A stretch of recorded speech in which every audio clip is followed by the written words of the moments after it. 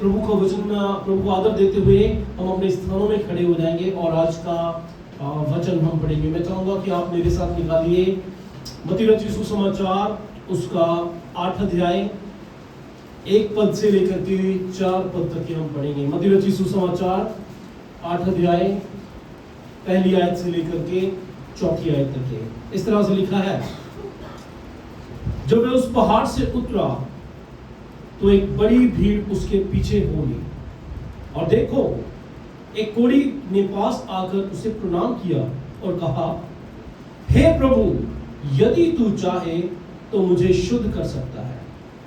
यीशु ने हाथ बढ़ाकर उसे छुआ और कहा, मैं चाहता हूं तू शुद्ध हो जा। और वह तुरंत कोढ़ से शुद्ध हो गया। यीशु ने उससे कहा, देख, किसी से ये ना कहना, परंतु जाकर अपने आप को याजक को दिखा और जो चढ़ावा मूसा ने ठहराया है उसे चढ़ा, ताकि लोगों के लिए ये गवाही हो। ये परमेश्वर का वचन है। प्रभु आप सबको आशीष दे। आप बैठ सकते हैं।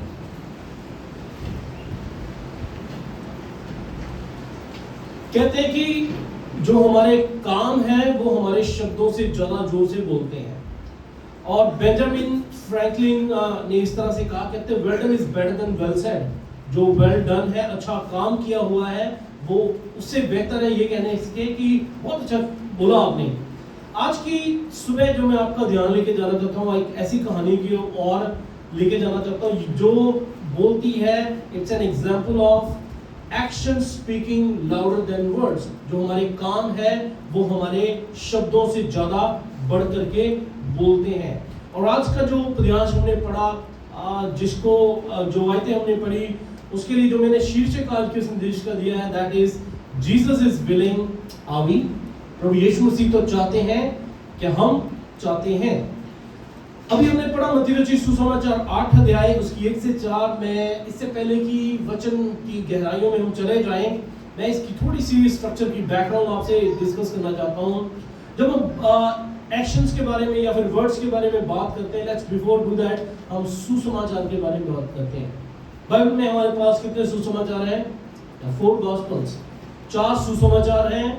चारों सुसमाचार को मैं अक्सर कहता हूं, ये चारों सुसमाचार they don't look the same, they don't taste the same, but ये सभी के सभी यीशु मसीह के बारे में बताते हैं।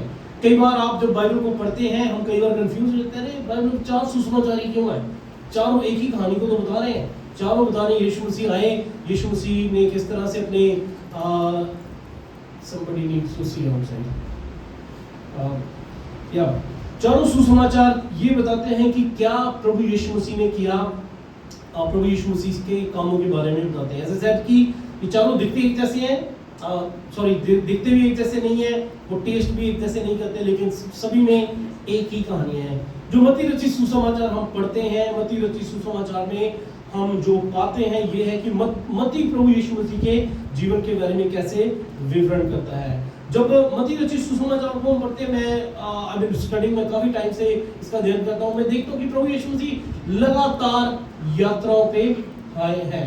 प्रभु यीशु मसीह का जन्म जब होता है, प्रभु यीशु मसीह का जन्म बैतलहम में हुआ, उसके बाद प्रभु यीशु मसीह के पेरेंट्स को उनको इजिप्ट में लेके जाना पड़ा, मिस्र में गए, फिर वो वहां से वापस यहूदिया आते हैं और वहां से वो जाते हैं गलील को, नासरत नाम के शहर में रहने लग जाते हैं।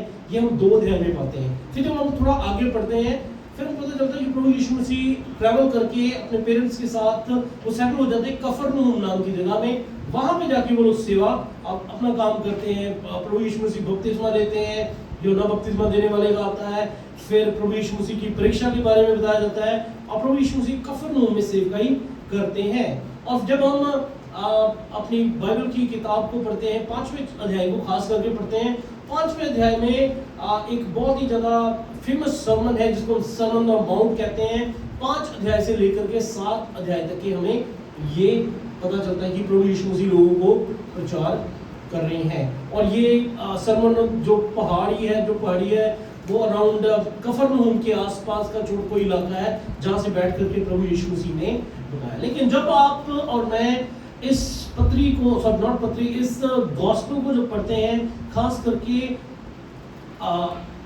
8 अध्याय से 9 अध्याय तक के ये जो अध्याय हैं इनको मेनली चमत्कार के अध्याय कहा जाता है, क्योंकि जब आप 8 और 9 अध्याय को जब पढ़ेंगे इसमें कम से कम भी 10 चमत्कार दिखाए गए हैं जो प्रभु यीशु मसीह ने किए। इसको मिरेकल्स चैप्टर्स भी करके कहा जाता है। प्रभु यीशु मसीह ने इन आगे के अध्यायों में 10 कोढ़ियों को 10 चमत्कार किए, कोढ़ियों को ठीक किया, किसी ने सेवक को ठीक किया, एक औरत को जिंदा किया, ठीक किया, क्या कहते हैं समुद्र के ऊपर कंट्रोल किया और अनेकों, मैं उन डिटेल्स में नहीं जाना चाहता।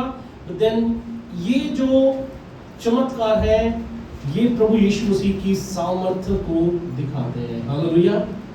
प्रभु यीशु मसीह हमारे सामर्थी परमेश्वर है। प्रभु यीशु मसीह के बारे में हम देखते हैं कि प्रभु यीशु मसीह ने बड़े बड़े काम किए, आपके जीवन में भी किए हैं, मेरे जीवन में भी किए हैं। प्रभु रोज हमारे जीवन में एक नया काम करते हैं। रोज प्रभु कुछ ना कुछ हमारे जीवन में कर रहे हैं जिसके हम पता भी नहीं होता है हमें। लेकिन जब मत्ती रचित सुसमाचार को हम पढ़ते हैं, मत्ती ने बड़े स्ट्रेटेजिकली ढंग से ये जो मिरेकल्स है, चमत्कार है, ये प्रभु यीशु मसीह के प्रचार करने के बाद रखे हुए हैं। 5 से लेकर के 7 अध्याय तक प्रभु यीशु मसीह की प्रीचिंग है। इस प्रीचिंग प्रभु यीशु मसीह प्रचार कर रहे हैं। लेकिन अब बात आती है प्रभु यीशु मसीह के कामों की, क्या वो काम करते हैं। I think it's deliberately put, पहले शब्दों को रखा गया है फिर उसके कर्मों को रखा गया। अक्सर हम कहते हैं कि यार ये बस बोलता ही है, इसके काम इसके शब्दों वाले नहीं है। प्रॉबेबली ऐसा लिखा है कि 5 से 7 अध्याय जो है प्रभु यीशु मसीह की शिक्षाएं हैं और 8 से 9 अध्याय जो है प्रभु यीशु मसीह के चमत्कार हैं। दूसरे शब्दों में कहूँ, प्रभु यीशु मसीह ने बहुत सारे सिद्धांत बताए 5 से 7 अध्याय तक के कि कैसे हमें जीना है, कैसे हमें काम करना है। और 8 से 9 अध्याय तक की क्या दिखाया जा रहा है, प्रभु यीशु मसीह की सामर्थ को प्रकट किया जा रहा है। 8 अध्याय जो है हमारा, जिस 8 अध्याय को हम देख रहे हैं, इस अध्याय में 3 चमत्कार हैं, 3 मिरेकल्स। पहला चमत्कार है प्रभु यीशु मसीह कोढ़ी को ठीक करते हैं। हालेलुया। हमें से कोई कोढ़ी नहीं है यहाँ पे, आमीन। हमें शायद उस अवस्था के बारे में पता नहीं हुआ जितनी देर हमने स्त्री को देखा नहीं, एक्सपीरियंस नहीं किया। मुझे पता भी नहीं आप में से कितने लोगों ने कोढ़ी को कभी देखा भी होगा। देन सबसे पहली जो चंगाई यहाँ पे देखने को आती है वो है प्रभु यीशु मसीह कोढ़ी को ठीक करते हैं। फिर इसी अध्याय में प्रभु यीशु मसीह एक रोमी सूबेदार था, उसके नौकर को ठीक करते हैं, जो पिछले दिनों में हमारे पास्टर साहब ने प्रचार भी किया था लूका में से। फिर प्रभु यीशु मसीह इसी अध्याय में पतरस की सांस को भी क्या करते हैं, ठीक करते हैं, चंगा करते हैं। It's a miracle. प्रभु यीशु मसीह क्या कर रहे हैं, एक चमत्कार कर रहे हैं। आप में से कितने लोग अपने जीवन में चमत्कारों को चाहते हैं? Everybody of us.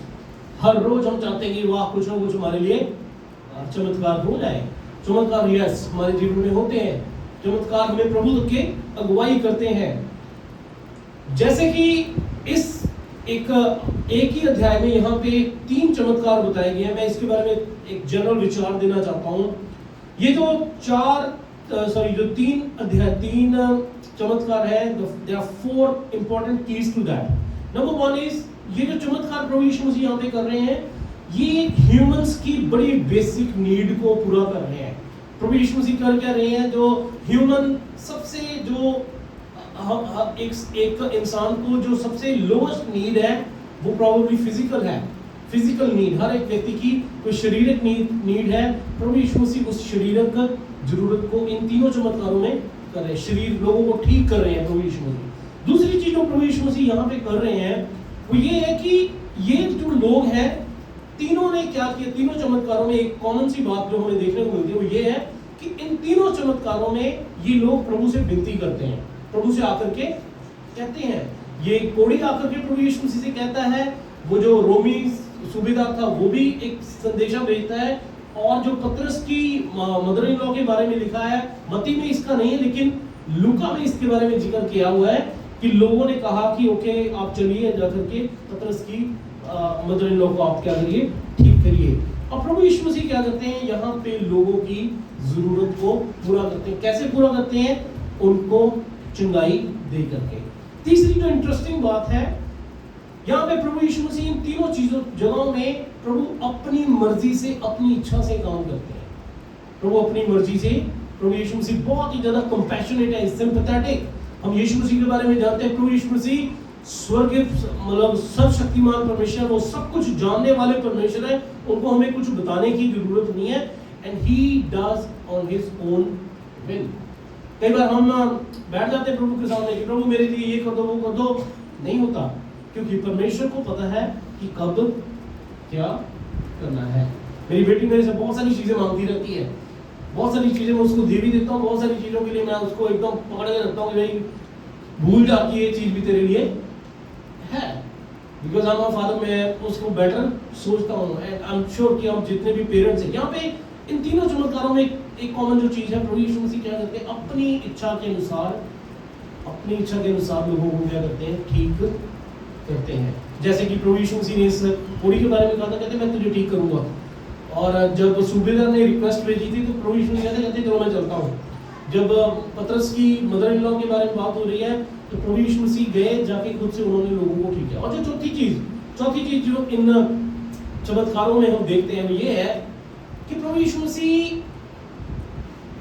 ऐसे लोगों को जाकर के छूते हैं जो समाज में जिनकी कोई वैल्यू नहीं है, समाज जिनको क्या करता है, बुरा समझता है। खास करके प्रभु यीशु मसीह ने एक कोढ़ी को छू लिया, कोढ़ियों को कोई नहीं छूता।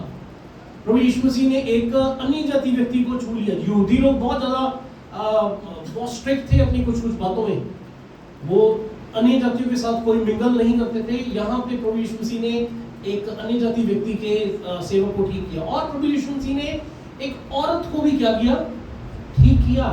यहाँ पे ये तीनों जो मिरेकल्स दिखाए जा रहे हैं, तीनों मिरेकल्स ऐसे मिरेकल्स हैं जिनमें प्रभु यीशु मसीह बैरियर्स तोड़ रहे हैं। और इस बात से, इन तीनों चमत्कारों की वजह से जो यहूदी घमंड था, यहूदी लोगों में बड़ी जलन थी कि अरे यीशु मसीह ऐसा क्यों कर रहे हैं। लूका 15 अध्याय में जब हम जाते हैं, लूका 15 बड़ा फेमस अध्याय है, वहां पे शुरुआत में इस तरह से लिखा, आप कभी पढ़ सकते हैं कि प्रभु यीशु मसीह के पास कुछ चुंगी लेने वाले आए हुए थे, और लोग आए हुए थे, वो बैठे हुए थे, और कहते हैं यहूदी लोग क्या होने लगे, इस चीज से उनको जलन होने लगी। यहूदी लोग हमेशा प्रभु यीशु मसीह के पीछे पड़े रहते थे। क्यों? क्योंकि प्रभु यीशु मसीह ऐसे लोगों के साथ मिलते थे जिनकी समाज में कोई वैल्यू नहीं थी। एक समय था हमारी भी कोई वैल्यू नहीं थी। प्रभु परमेश्वर का वचन कहता है कि मैंने जगत के मूर्खों को क्या कर लिया है, चुन लिया है। परमेश्वर ने हमें चुन लिया है। मैं सबसे बड़ा मूर्ख हूँ जिसको प्रभु ने चुन लिया, एंड प्रभु हमें बना रहे हैं। इसी वजह से प्रभु यीशु मसीह के साथ ये जो यहूदी हैं, क्योंकि प्रभु यीशु मसीह ऐसे लोगों के बीच में सेवकाई करते हैं, यहूदी लोग इनसे नफरत करते हैं। और ऐसे नफरत, मुझे नहीं पता आपने कभी नफरत की है, कभी एक्सपीरियंस की है कि नहीं। ये इतनी ज्यादा नफरत करते हैं क्योंकि प्रभु यीशु मसीह ने इनके घमंड को तोड़ा। लेट्स से कि प्रभु यीशु मसीह ने वो काम किया जो समाज के हिसाब से नहीं किया जा सकता था। किसी कोढ़ी को छू लेना, किसी अन्य जाति व्यक्ति के साथ यहूदियों का तालमेल करवा लेना, या फिर किसी स्त्री के साथ स्त्री को चंगाई दे दी। क्योंकि यहूदी लोग कहते प्रभु धन्यवाद, परमेश्वर धन्यवाद कि आपने मुझे अन्य जाति नहीं बनाया और मुझे आपने औरत नहीं बनाया। ऐसी स्थिति थी। प्रभु यीशु मसीह ने वो बैरियर तोड़ा। शायद इसी वजह से जब 12 अध्याय मत्ती के में पढ़ते हम कि ये यहूदी लोग प्रभु यीशु मसीह को कहते कि ये ना दुष्ट आत्माओं के सरदार की सहायता से क्या करता है, चमत्कार करता है, इसकी अपनी तरफ से नहीं है, क्योंकि ये नॉर्मल चीजें नहीं कर रहा। इसलिए दे हेटेड हिम, प्रभु यीशु मसीह को वो मारना चाहते थे, क्योंकि प्रभु यीशु मसीह उनके रिलीजियस सेंटिमेंट्स को क्या करते हैं, बैरियर बनाते हैं। ये बड़ी पिक्चर जब मैंने आपके बीच में रखी, इस बात को रखते हुए हम अपना ध्यान दोबारा अपने पैसेज में लेके आएंगे जो हमने पढ़ा 8 अध्याय उसकी 1 से 4 तक के। यदि आपको मैं सिर्फ सिंपली अगर इन अध्यायों को पढ़ देंगे तो ऐसा समझता हूं कि जो इसकी गहराई है वो शायद हमें कभी समझ में ना आए। Let's concentrate on this unearthly and treasure story beneath it. वचन पहली आयत में लिखा है, जब वह पहाड़ से उतरा, when he came down to the mountain। कौन सी माउंटेन?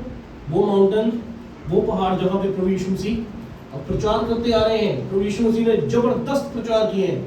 प्रभु यीशु मसीह ने ऐसे प्रचार किए हैं वहां पे that everybody is impressed। लोग कहते हैं अरे ये तो अधिकार से क्या करता है, बात करता है प्रभु यीशु मसीह ने ऐसे प्रचार उनके सामने किए, एंड देन प्रभु यीशु मसीह के पीछे लोग आने लगे। द बाइबल सेज जब वह पहाड़ से उतरा तो एक बड़ी भीड़ उसके पीछे होगी। प्रभु यीशु मसीह, जैसे मैंने पहले आपको बताया कि कफरनहूम के आसपास कहीं प्रचार कर रहे थे और एक बड़ी भीड़ उनके पीछे होगी। क्यों?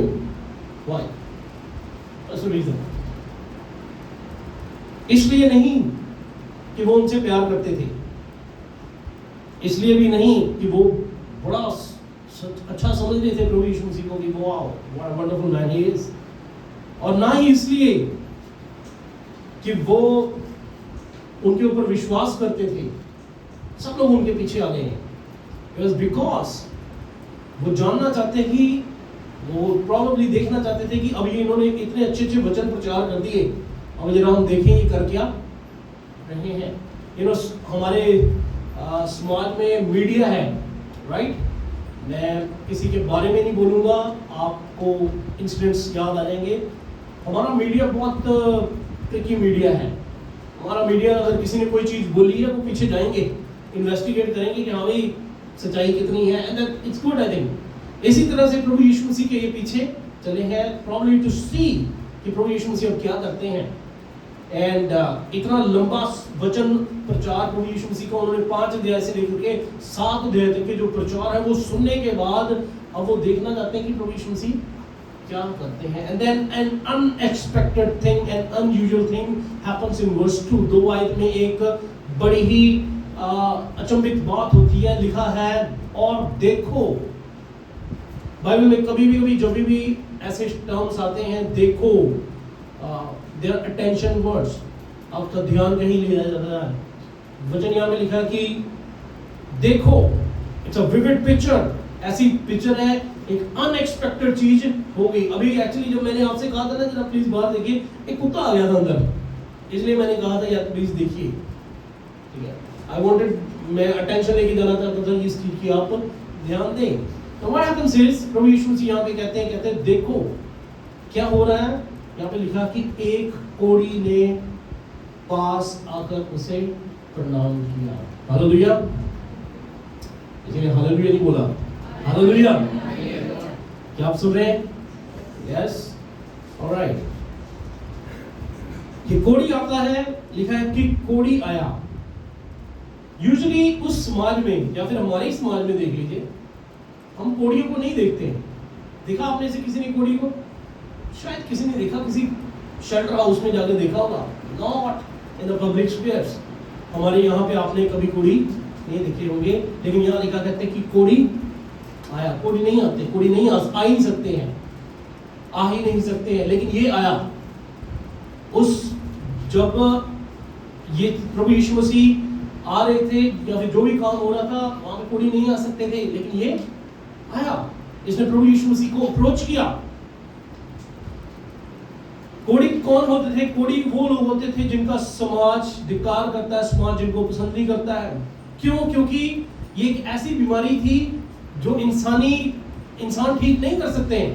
एक ऐसी बीमारी है जिससे क्या है, ये जो बढ़ती है, अगर किसी को छू लेंगे तो दूसरे को क्या हो जाएगा, पूर्ण हो जाएगा। कोरोना के टाइम में मैंने देखा है कि अपने ही लोगों में कोढ़ियों की तरह डील करते थे। मैं खुद देखा है, जिनके साथ हम बैठते हैं वो भी कहते हैं दूर बैठो। क्यों? पता नहीं क्या हो जाए, इट्स कंटेजियस। ऐसी डिजीज थी वो उस समय। यहूदी जो लोग थे उनका एक और डॉक्यूमेंट होता था जिसको तालमुड करके कहा जाता था। उस तालमुड में कहते हैं कि एक यहूदी लोगों के लिए व्यवस्था थी। कहते हैं कि आप यदि कोई कोढ़ी है ना आपके आसपास, तो आपने 6 फुट की दूरी बना के रखनी है। कहते हैं अगर कोई कोढ़ी किसी जगह पे है, अगर हवा चल रही है तो आपको 150 फुट की दूरी बना के रखनी चाहिए, नहीं तो आपको क्या हो जाएगा, प्रॉब्ली आपको प्रॉब्लम हो सकती है। यहूदी धर्म में, यहूदी मत में प्रॉब्ली कहते हैं कि 60 ऐसी अशुद्ध बातें थी, जिसमें से एक बात ही कहते हैं कि आप किसी मरे हुए शरीर को नहीं छू सकते, और दूसरी बात ही कि आप किसी कोढ़ी को छू नहीं सकते थे। ये अशुद्ध माना जाता था। हमारा भी इंडिया ऐसे ही समाज रहा है। हमारे अभी भी ऐसे कुछ लोग हैं, कहते मैं आपको झूठा नहीं ले सकता, हम एक साथ बैठ नहीं सकते, बिकॉज हमारे यहाँ पे जातिवाद बहुत सारी चीज़ें पाई जाती हैं। थिंग्स आर ऐसा माना जाता है कि ओके दे डिफाइंड थिंग्स। लेकिन यहाँ पे क्या हो रहा है, यहाँ पे एक व्यक्ति आता है, एक व्यक्ति तो ऐसा भी कहता है कि एक रब्बी कहता है कि यदि कहता मैं अपनी जेब में पत्थर लेकर घूमता हूँ, अपनी पॉकेट में मैंने पत्थर लेकर रखे होते हैं, यदि कोई कोड़ी आएगा तो मैं पत्थर डालूंगा। ऐसी व्यवस्था थी उनके लिए। एंड इनफैक्ट एक व्यक्ति तो ऐसा भी कहता है कि यदि किसी गली में से कोई कोड़ी निकल के गया, मैं तो कहता हूँ वहां से कोई सामान भी नहीं खरीदूंगा। समाज में उनको नफरत की जाती थी, उनको अवॉइड किया जाता था। They were the kind of people, and इनको परमेश्वर के घर में भी जाने की इजाजत नहीं थी, परमेश्वर की उपस्थिति में भी नहीं जा सकती थी। और कई बार समझा जाता था कि ये जो कोड है ना, ये परमेश्वर की ओर से सजा मिली हुई है इन लोगों को परमेश्वर की ओर से सजा मिली हुई है। आज टीचिंग चर्च हिस्ट्री में पढ़ा रहा था, कोर्स में पढ़ाता हूँ किसी कॉलेज में, मैं पढ़ रहा था कुछ मिशनरीज के बारे में, खास करके हमारे इस्लामपुर मिशनरीज जो थे। कहते कि इंडिया में रिवाज था कि कोड़ियों को या तो जिंदा जला देते थे या तो जिंदा दफना देते। उनको ब्रूटल डेथ दी जाती थी, इसलिए दी जाती थी ताकि अगले जन्म में उनको एक बेहतर जिंदगी मिले। तो कोड़ियों के साथ किसी भी देश में अच्छा फेवर नहीं हुआ, खास करके इजराइल में। अगर कोई कोड़ी कभी आ जाता था सामने तो उसको चिल्लाना पड़ता था कि मैं अशुद्ध हूँ, अशुद्ध हूँ, अशुद्ध हूँ। इस तरह से उनको बताना पड़ता था। हो सकता है कि बहुत सारी कोड़ी वहां पे हो जब ये चीजें हो रही हो, इसने शायद सुना होगा, लेकिन बाइबल में लिखा है कि देखो एक कोड़ी ने आकर उसे प्रणाम किया। हालेलुया। 4 चीजें जो हम इस कोड़ी के जीवन से देखेंगे। ये व्यक्ति जो है, जो प्रभु यीशु मसीह के पास आया, ये सीधे आया, ही केम विद कॉन्फिडेंस, ये विश्वास के साथ, ये परमेश्वर के प्रभु के साथ पास कैसे आया? विश्वास के साथ आया। इसने सुना होगा प्रभु यीशु मसीह के बारे में, सुना होगा, and he is coming to Jesus. किस चीज के लिए? जो ह्यूमंस की सबसे लोएस्ट नीड है, जो कि चंगाई है, उसके लिए आता है। ही मतलब छुप के नहीं आ रहा है, क्रॉल करके नहीं आ रहा है। लिखा है कि he comes right, लिखा है देखो एक कोड़ी ने पास आकर उसे प्रणाम किया। कोड़ी आया, इस व्यक्ति ने कोई शर्म नहीं करी कि अरे मेरे साथ क्या होगा। He lost all his social sense, stigma, but he approached, ये प्रभु के पास आया। बहुत बार दोस्तों हमें पता है हमारी जरूरत कहां से पूरी होगी, लेकिन हम वहां जाना नहीं पसंद करेंगे। अरे लोग क्या कहेंगे, may be that's a thought. अगर मैं वहां पे चला गया तो लोग मुझे क्या कहेंगे। सोशल प्रॉब्लम्स, ऐसी समाज की दिक्कतें, हेजिटेशन जो अपने ही मन में लोगों ने कई बार रखी होती है। जोसेफस एक हिस्टोरियन है, वो कहते हैं कि कोड़ियों को तो डेड व्यक्ति करके माना जाता था, लेकिन ये जो व्यक्ति है, ये व्यक्ति अपनी जिंदगी का इसने रिस्क उठा करके ये प्रभु के पास आया। हालेलुया। मैं पिछले साल जब यहाँ पे पढ़ा रहा था, यहाँ पे हमारे एक स्टूडेंट था जिसको प्रॉब्लली उसकी फैमिली ने आउटकास्ट कर दिया था। क्यों कर दिया था? क्योंकि वो प्रभु यीशु मसीह को प्रॉब्लली ही रिस्क्ड हिज लाइफ, अपने जीवन का दाव लगा करके वो प्रभु के पीछे चल रहा है। And then I am sure कि प्रभु के पास उसके लिए बड़े बड़े रिवॉर्ड्स है। इस व्यक्ति ने भी क्या है? रिस्क लिया। इसको पता होगा कि भीड़ में कुछ ऐसे रब्बी हो सकते हैं, यहूदी लोग हो सकते हैं जिनकी जेब में पत्थर हो सकता है कि मैं जैसे जाऊं ये पत्थरों की बरसात मेरे ऊपर कर दें। हो सकता है इसको प्रॉब्लम पता हो, लेकिन इसको पता था इसकी जरूरत क्या है, इसकी जरूरत कहां पे है।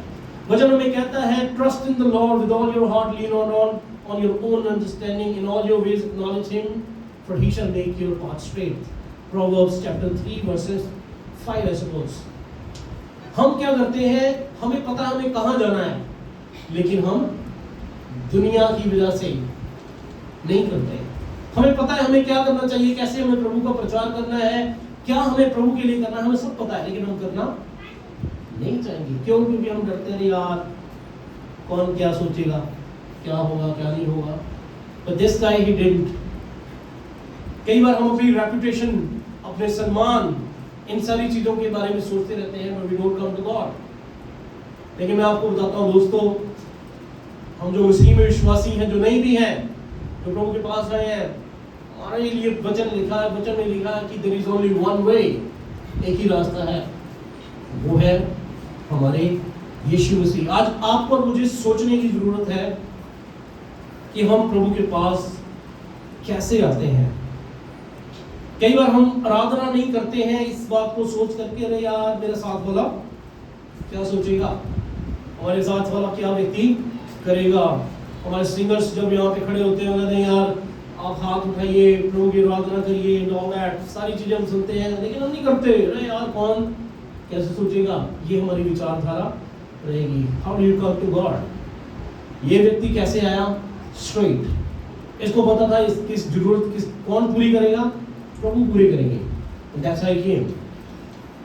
दूसरी चीज, ये व्यक्ति कैसे आया? ही केम इन रेफरेंस, आदर के साथ आया। हालेलुया। सभी मेरे पीछे कहें, ये आदर के साथ आया, ये आदर के साथ आया।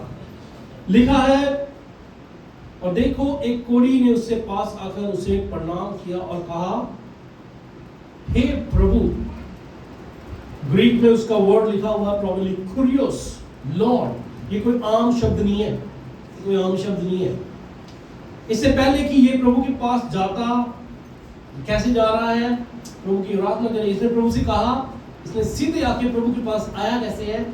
ये आया प्रभु की आराधना करने के लिए। बहुत सारे मसीह लोग कहते हैं, यार मेरे जीवन में कुछ नहीं हो रहा, मैं चर्च में जा रहा हूँ, मैं ये कर रहा हूँ, वो मेरे जीवन में हो ही नहीं रहा। आपको और मुझे जानने की जरूरत है, मैं प्रभु के पास जा कैसे रहा हूँ। क्या मैं सुपरफिशियली जा रहा हूँ, जाके अटेंड करके बस मैंने आ जाना है, कि बाकी मैं कुछ करने जा रहा हूँ? ये व्यक्ति क्या कर रहा है? इससे पहले कि ये अपनी कोई बात प्रभु के सामने रखता, इसने प्रभु को क्या लिखा है यहाँ पे? इसने प्रभु को प्रणाम किया। हालेलुया। इमेजिन करिए, वहां पे हो सकता है कि बहुत सारे यहूदी लोग होंगे, फरीसी लोग होंगे, जिन्होंने फैंसी ड्रेसेस पहनी होंगी, मे बी लंबी लंबी पोशाक पहनी हुई, एक हैट पहनी होगी, बड़ी अच्छी तरह से उनकी दाढ़ी भी ट्रिम होगी, सारी चीजें होगी, लेकिन अंदर से वो खोखले होंगे, अंदर से बिल्कुल गंदे होंगे। और ये कोढ़ी, ये बाहर से दिखने में गंदा, प्रॉब्लम स्मेल आ रही होगी इससे, कपड़े इसके पता नहीं कैसे होंगे, लेकिन ये जाकर के प्रभु की क्या कर रहा है? वर्शिप कर रहा है। जो यहाँ पे लिखा ना कि उसने आकर यीशु को प्रणाम किया। ये कोई आम प्रणाम नहीं है, बाय द वे। प्रणाम कोई आम नहीं है। इसको, ये एक ऐसा प्रणाम है जिसमें एक व्यक्ति सीधे लेट जाता है, लेट करके क्या कर रहा है? प्रणाम कर रहा है। ऐसा प्रणाम इसने प्रभु यीशु मसीह के सामने किया। इससे पहले कि वो प्रभु यीशु मसीह के पास आता, इसने प्रभु की आराधना की। He approached God, प्रभु के पास आकर के इसने प्रभु की आराधना की। कैसे की? अपने शब्दों से की। आकर के प्रभु से कहा, यदि तू चाहे, यदि आप चाहें तो आप मुझे शुद्ध कर सकते हैं। इससे पहले कि इसने कोई और चीज मांगी कि मुझे ये कर दो, देखो जी मेरी ये हालत है, इसने सीधे प्रभु की आराधना की, प्रभु से मांगा। आज आपके और मेरे बारे में क्या? जब आप और मैं चर्च में आते हैं, प्रभु के पास आते हैं, हाउ वी डू? हम सीधे प्रभु से क्या करते हैं? प्रभु जी आज मेरा ये प्रोग्राम है, आज ये चीज है, मेरा टेस्ट है, this that, all sort of things, मेरी ये फाइनेंशियल नीड है, ये है, वो है। ऐसे विचारधारा की शायद हम आते हैं। लेकिन आज हमें सोचना है कि हम कैसे आते हैं। चर्च में भी जब आते हैं हम, चर्च में भी हम आ रहे हैं, प्रभु की आराधना करने के लिए आ रहे हैं, प्रभु के पास आते हैं, क्या वाकई हम प्रभु की आराधना के लिए आते हैं? That's a question. People like us, जो हमेशा प्रॉब्लम स्टेज पे होते हैं, हम गाते बजाते रहते हैं, कैसे आते हैं हम? क्या है हमारी आराधना? क्या सिर्फ हम लोगों के लिए आते हैं? क्या हमारा कुछ पर्सनल इंटीमेट रिलेशनशिप भी है प्रभु के साथ? That's what we need to check today. ये व्यक्ति प्रभु के पास आता है आदर के साथ। तीसरी जो खास बात इस कोड़ी में पाई जाती है वो ये है, he came in humility, नम्रता के साथ आया। ये नम्रता के साथ है। ये कहता क्या प्रभु से? यदि तू चाहे। हालेलुया।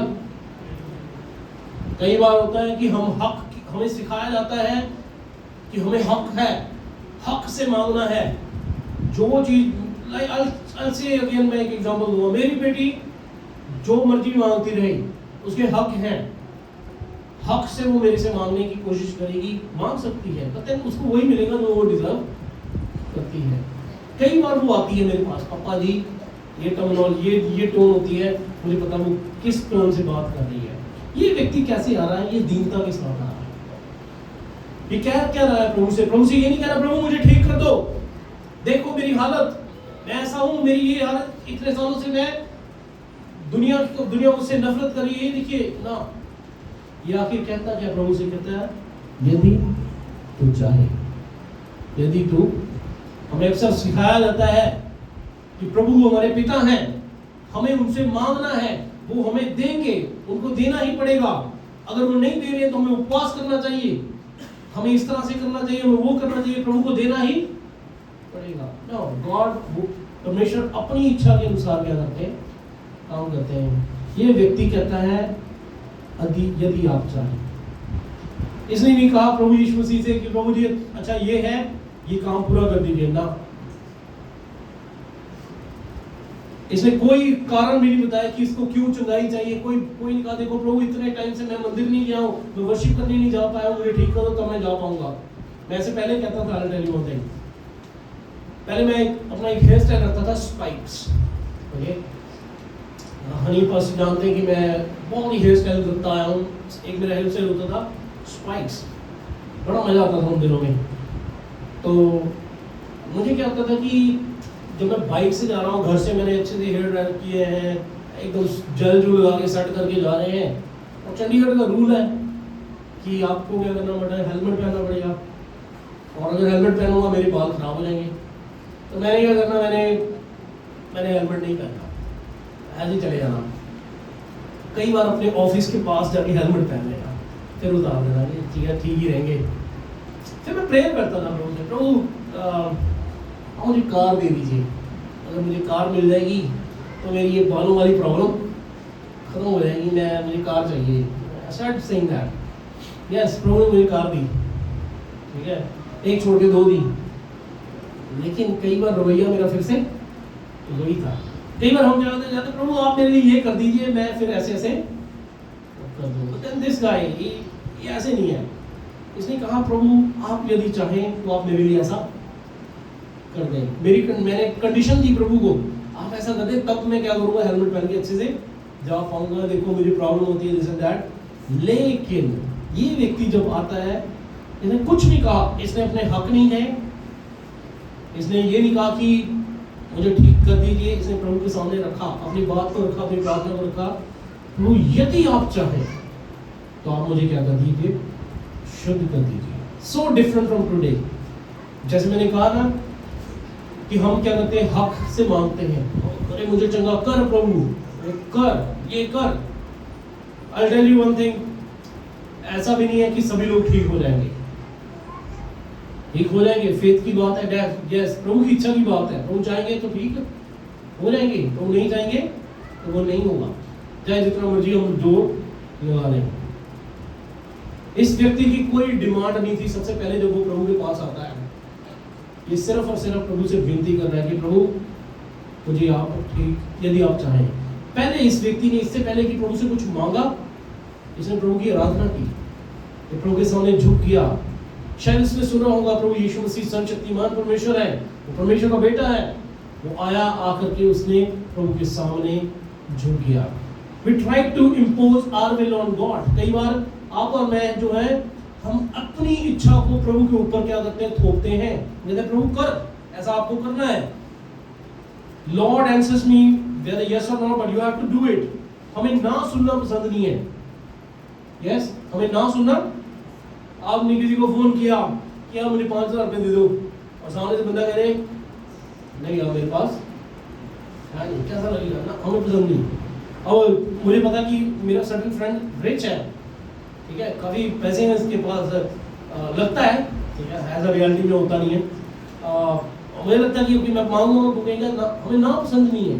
कई बार ऐसी हमारी दशा हो जाती है हमारे परमेश्वर के साथ, हमें भी परमेश्वर से ना पसंद नहीं। वेल एक आपको मैं सिंपल सी बात बताता हूँ, दो बातें होती हैं। हम अक्सर कहते हैं कि प्रभु क्या करते हैं, हमारी प्रार्थनाओं के लिए दो उत्तर होते हैं, एक तो होता है यस या फिर होता है वेट, ऐसा हम कहते हैं। पर आई से नो भी तो एक आंसर है। जब प्रभु ने कहा नहीं देख वो भी तो एक आंसर ही है, वो कौन सा कोई आंसर नहीं है। हमें ना सुनना पसंद नहीं है। मुझे याद आता है प्रेरितों के काम की किताब है 16 अध्याय के आसपास ऐसा लिखा है कि प्रेरित लोग ये एशिया में मिनिस्ट्री करना चाहते थे, पौलुस और उसके साथी। प्रभु ने कहा कि वहां नहीं जाना। फिर वो आगे कहीं त्रोआस में जाना चाहते थे, शायद मूसिया में जाना चाहते थे। वहां पे भी उन्होंने कहा कहते कि प्रभु की आत्मा ने उनसे कह दिया नहीं आपने वहां नहीं जाना। जब प्रभु की ना को उन्होंने स्वीकार किया, परमेश्वर ने उन लोगों को बड़े स्तर पे इस्तेमाल किया। पूरे एशिया माइनर में, पूरे मैसेडोनिया में, सारी जगह पे प्रभु की सेवकाई फैल गई जब उन्होंने प्रभु की ना को भी स्वीकार किया। लेकिन हम ऐसे लोग हैं ना, हमें ना सुननी ही नहीं है क्योंकि हमें यस का ही आंसर चाहिए। तो ये व्यक्ति कैसे आया प्रभु के पास? ये व्यक्ति आया कहता है यदि आप तो चाहे, and he comes in faith. ऐसे नहीं आ गया ये, इसको विश्वास था, इसको पता था। ग्रीक भाषा में वहां पे एक शब्द यूज हुआ है डुनामिस, जिसका मतलब होता है डायनामाइट और पावर, जिससे हमारे इंग्लिश शब्द आते हैं। कहता है प्रभु के पास, प्रभु एक्चुअली को कह रहा है, कहता है कि आपके पास सामर्थ है, आप कर सकते हैं मुझे, और मुझे विश्वास है आप कर सकते हैं। ऐसा उसका विश्वास है। एंड देन ऐसा लिखा हुआ है प्रभु यीशु मसीह ने क्या किया? What did Jesus do? 3 में लिखा है यीशु ने हाथ बढ़ाकर उसे छुआ। हालेलुया। ने हाथ बढ़ाकर उसको छुआ और कहा, जीसस टच्ड द अनटचेबल। जिसको छुआ नहीं जा सकता था, प्रभु यीशु मसीह ने उसको छू लिया।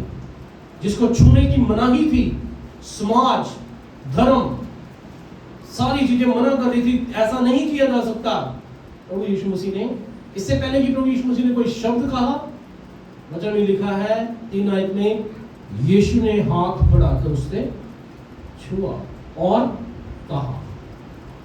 You don't touch lepers.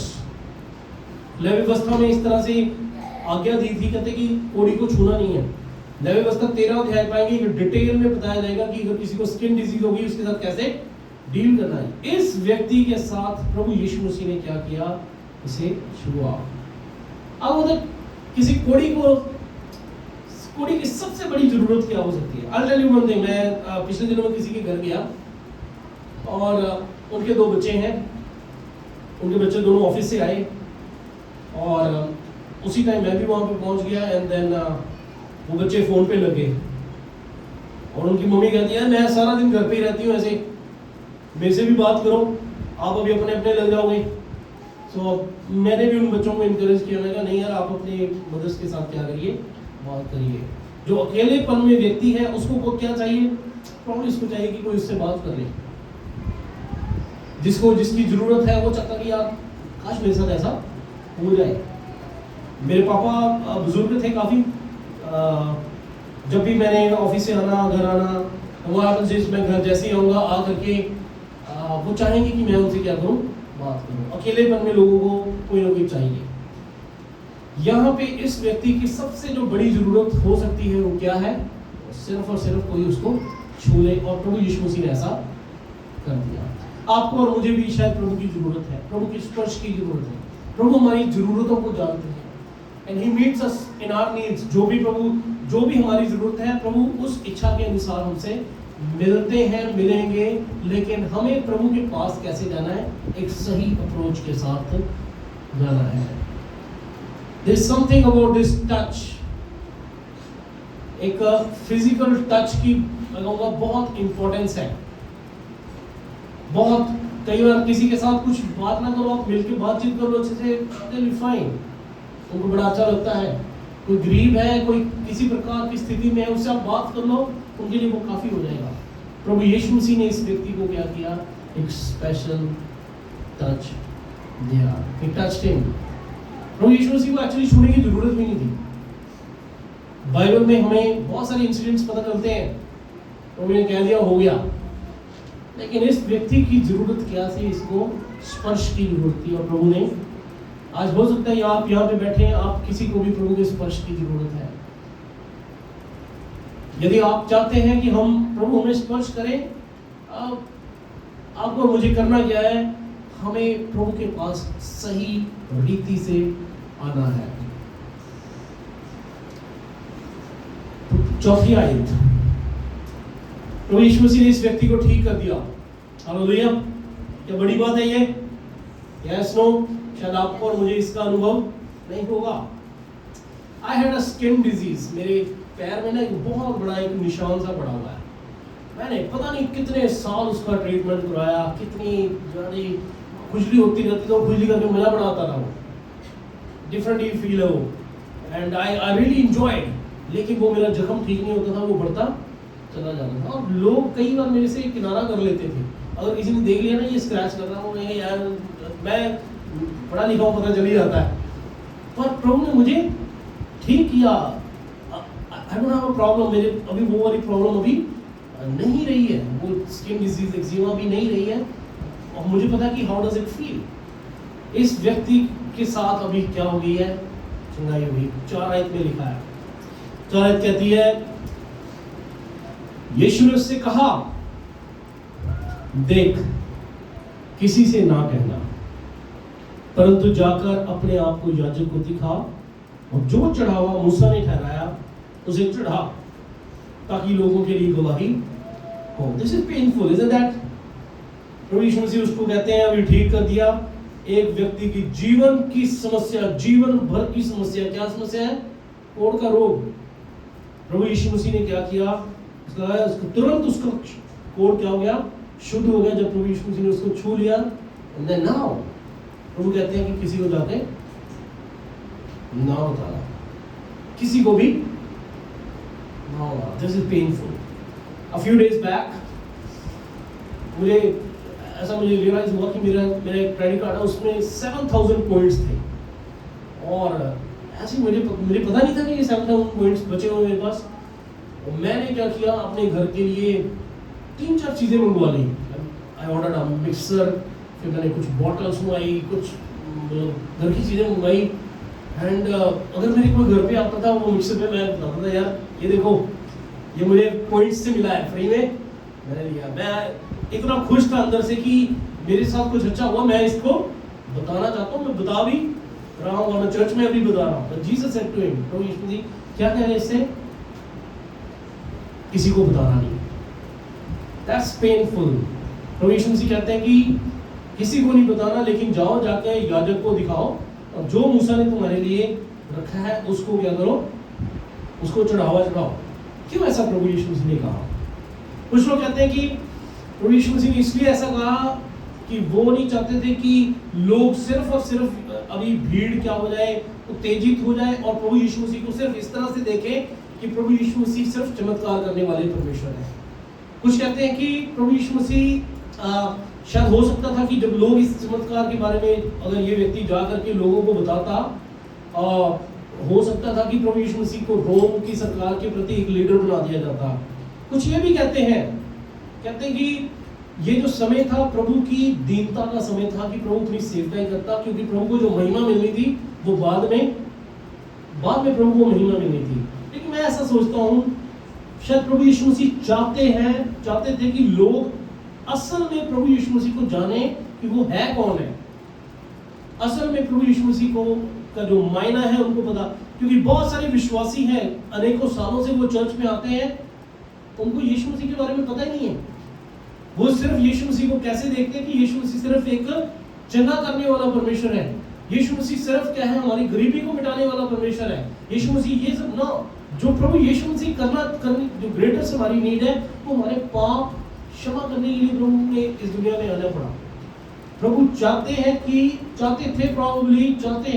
कि लोग असल में उनको जाने।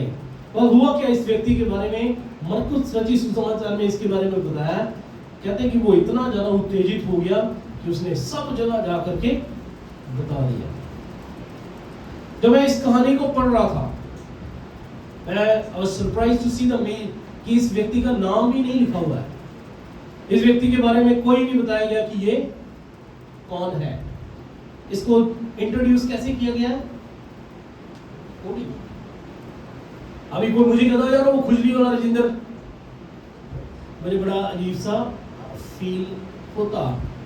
हम कई बार लोगों को लेबल्स लगा देते हैं लोगों की कमियों को देख करके। अरे अब मतलब वो वही वाला यार, वही बहन जिसको ये दिक्कत है, जिसके परिवार में ये दिक्कत है, जो ऐसी है, ऐसा चरित्र है। हम ऐसे कई बार लोगों को कैरेक्टराइज कर देते हैं, लोगों के रंग के बेसिस पे, लोगों की स्थितियों के बेसिस पे, we tend to do that. लेकिन इस व्यक्ति का वह कोई भी नाम भी मेंशन नहीं है।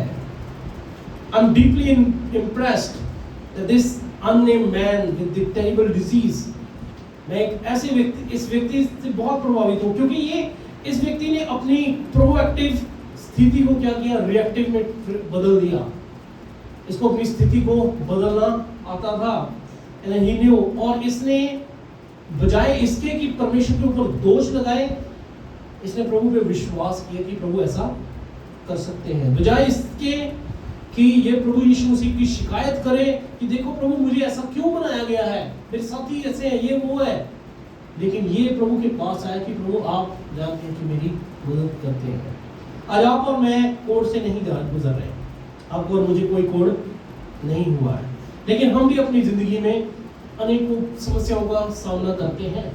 कोई हो सकता है किसी की बीमारी की समस्या है, हो सकता है किसी की कोई पाप की समस्या है, हो सकता है किसी की कोई किसी आदत की समस्या है, हो सकता है कोई गरीबी की समस्या है, हमारी अलग की समस्या है, कर्जे की समस्या है, हो सकता है कि हमारी समस्याएं हैं। लेकिन when you feel down and out, when you see so much limitation in your life, your difficulty needs to be the God। आपको और मुझे ऐसे समयों में अपने परमेश्वर के पास सही रीति से जाना है। जैसे मैंने शुरू में बताया कि जीसस इज विलिंग, आवी प्रभु यीशु मसीह तो इच्छा कर रहे हैं। प्रभु यीशु मसीह चाहते हैं कि हम बेहतर जिंदगी बिताएं। क्या हम चाहते हैं? यदि हम चाहते हैं तो आज की सुबह मैं आपको उत्तेजित करना चाहता हूं कि आप और मैं जो परमेश्वर के पास जाएं, हम हियाव के साथ, हम विश्वास के साथ परमेश्वर के पास जाएं, हम नम्रता के साथ परमेश्वर के पास जाएं, हम ये जानते हुए कि परमेश्वर हमारे कौन परमेश्वर है। And I will tell you my friends, अक्सर मैं इस चीज को बोलता हूँ कि जब एक बच्चा अपने माता पिता की आज्ञा नहीं मानता तो उसके माता पिता उसके लिए बहुत कुछ नहीं करते हैं, लेकिन जब एक बच्चा अपने माता पिता का आदर करता है, उनकी बातें मानता है, तो माता पिता अपनी क्षमता से भी बढ़ करके क्या करते हैं, उस बच्चे के लिए काम करते हैं। तो आज हमें चेक करने की जरूरत है। अगर जिंदगी में हमें अपनी मसीही जिंदगी में मजा नहीं आ रहा है ना, तो problem is not God, problem is us. हमें अपने आप को चेक करने की जरूरत है, हमें अपने आप को चेंज करने की जरूरत है, हमें अपने आप को देखने की जरूरत है कि मैं अपने परमेश्वर के पास कैसे आ रहा हूँ। प्रभु आपको आशीष दे। आइए हम अपनी आंखें बंद करें और प्रार्थना करें। May I request Pastor Ali to please come forward and pray for us।